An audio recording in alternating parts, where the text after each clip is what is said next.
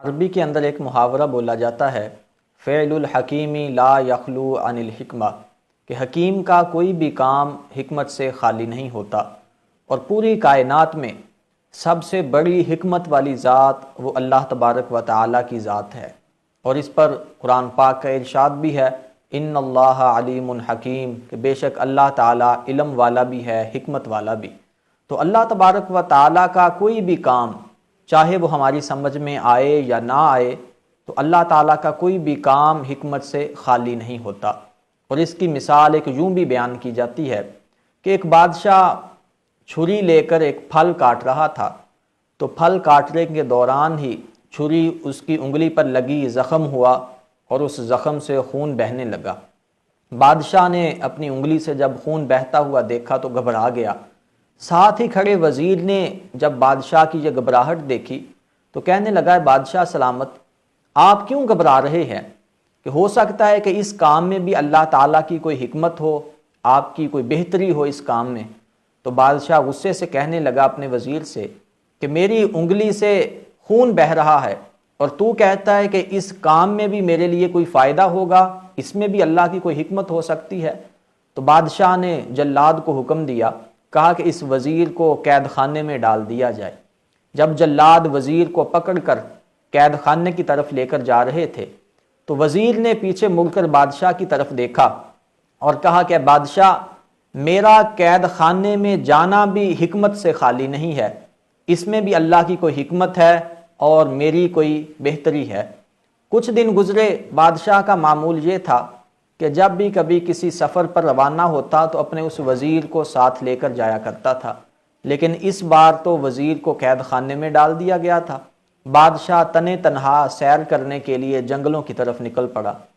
سیر کرتے کرتے بادشاہ اتنی دور نکلا کہ واپسی کا راستہ ہی بھول گیا، ادھر ادھر بھٹکتا رہا۔ آخر کار بادشاہ ایک ایسے قبیلے میں جا پہنچا کہ وہ قبیلے والوں کا دستور یہ تھا کہ ان کے علاقے میں اگر باہر سے کوئی انسان آتا تو وہ اسے 15 دن قید خانے میں رکھتے، 15 دن کے بعد اس کی قربانی کر دیتے تھے۔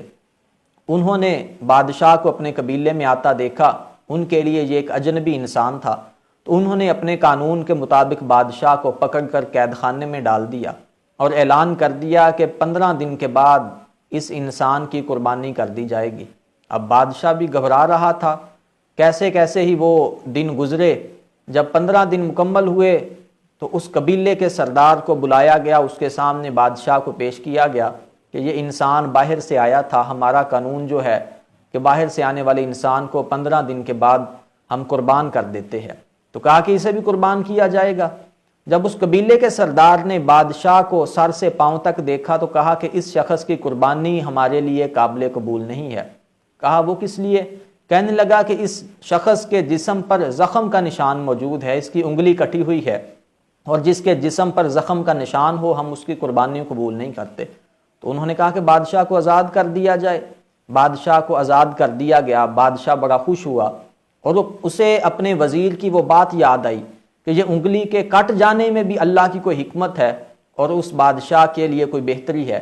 تو بادشاہ جلدی جلدی اپنے اس قید خانے میں پہنچا جہاں وزیر کو قید کیا ہوا تھا، اسے قید خانے سے باہر نکالا اور اس کا شکریہ ادا کیا کہ اے وزیر، تم نے مجھے اس وقت بتایا تھا کہ اس انگلی کٹ جانے میں گھبرانا نہیں ہے، کہ اس میں بھی اللہ کی کوئی حکمت ہے اور میری بہتری ہے، اور دیکھو کہ اس انگلی کے کٹ جانے سے آج میں قربان ہونے سے بچ گیا۔ لیکن کہا کہ تمہارا قید خانے میں جانا اور اس قید خانے میں جاتے ہوئے تم نے جو کہا تھا کہ یہ بھی میرے لیے بہتری ہے، اس میں بھی اللہ کی حکمت ہے، وہ مجھے سمجھ نہیں آئی۔